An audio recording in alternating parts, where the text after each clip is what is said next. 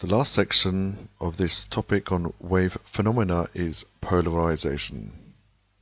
Describe what is meant by polarized light. Electromagnetic radiation has two components. There's an electric component and there's a magnetic component. That's why it's called electromagnetic. Now, we have the electric component is acting in the vertical direction, is traveling in this direction, so we have it's acting in this vertical plane like this. The magnetic component is acting at right angles to this. So we have a magnetic field, the blue, and the electric field, which is red. So what is polarized light? So if we basically take the electric component only, we see basically that the unpolarized light, the electric component is acting in all directions, in the vertical, horizontal, diagonal, and so on. But this is polarized.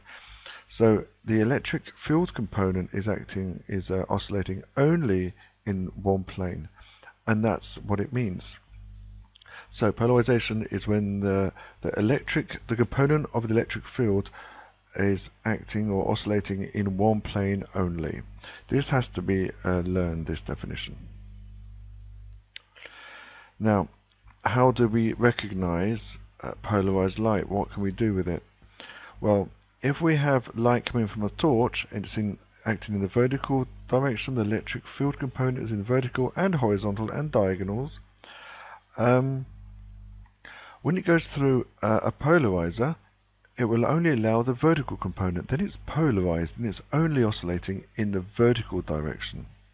Okay, so basically this is what we see. It's a bit like a fence. If you have a string or a rope oscillating in the vertical direction or horizontal direction, a fence will only allow the vertical component through. What happens, however, if we have a polarized filter here which allows the vertical component and a polarized filter which is turned at 90 degrees which only allows the horizontal component, then nothing will be transmitted through that second filter.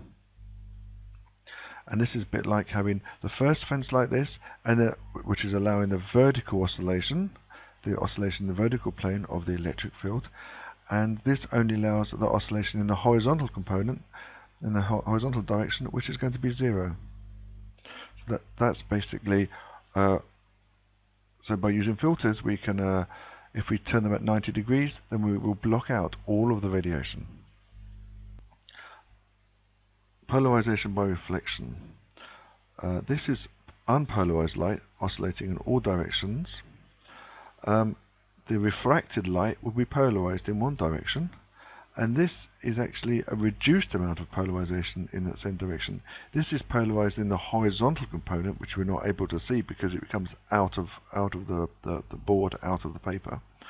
You're able to see this component, which is less than this. So this part has been reduced, so it's partially polarized. The horizontal component is completely there, but this component has been reduced. So the reflected light is partially polarized. There's an optimum angle where the reflected light is completely polarized, where this component will be completely gone. And that's called the Brewster's angle. That's when the angle of incidence is the Brewster's angle. The reflected light will be completely polarized, completely plane polarized. And this is what it would look like. This is the unpolarized light. This is the refracted light. The vertical component, which we had here, has completely disappeared. So this reflected ray is completely plane polarized. There is a plane of oscillation, but you're not able to see it because it's at right angles to this surface. So it's coming out of the paper, so to speak. This happens when the angle between the refracted line here and the reflected line is equal to 90 degrees. So here we go, here's the light source. This shows that the reflected light is plane polarized, completely polarized. There will be none in the vertical direction as there is here. Here we have oscillations in the vertical direction. Here there are none because it's completely plane polarized. This angle of incidence here will be Brewster's angle. You have to learn the derivation of Brewster's angle, which is given this symbol here. The tan of this angle is equal to n, which is the refractive index of the second medium with respect to the first. So the refractive index, Snell's law, n is equal to the sine of the incident divided by the sine of the refracted. This you know already. When I is equal to the Brewster's angle, we have this. N, which is equal to sine I divided by sine R, is equal to the sine of the Brewster's angle divided by sine R, as before, because it is meeting the surface at the Brewster's angle. We have an identity here. You know that the sine of R is equal to the cosine of 90 minus R. This is an identity you need to remember. Now, back to this equation, sine of the Brewster's angle divided by sine of R is equal to n, which is equal to the sine of Brewster's angle divided by cosine of 90 minus R. This is a trig identity that you should know. But we have reflection here. This I will be equal to F.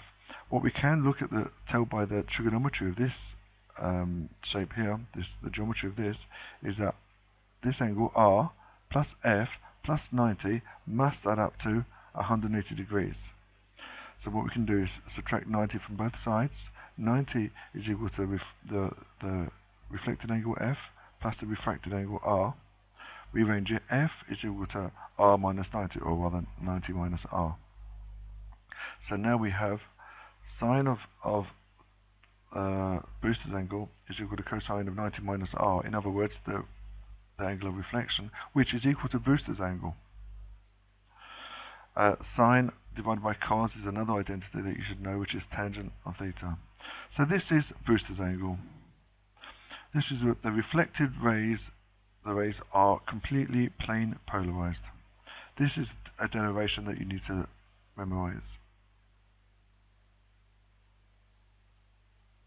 Here we have again, oscillating in all directions. This is normal. This is Brewster's angle. Some light is refracted.